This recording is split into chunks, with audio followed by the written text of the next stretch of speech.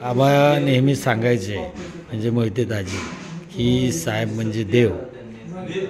मी एवढं समाजकारणात नंतर राजकारणात मिळालं म्हणजे हे मिळालं होतं पण ते सुद्धा समाजासाठीच खर्च केलं. ते सांगतायत साहेबांना जे काय मिळालं त्यांनी समाजासाठी खर्च केलं आणि मुंबईला ज्या काही 7 खोल्या घेतल्या होत्या त्या वाडीच्या अंगारमधल्या लोकांच्या नावाने घेतल्या होत्या आणि सुंदर गल्लीला त्यांचं घर होतं. त्यानंतर राम सापडलं का तुला अन्नाला वगैरे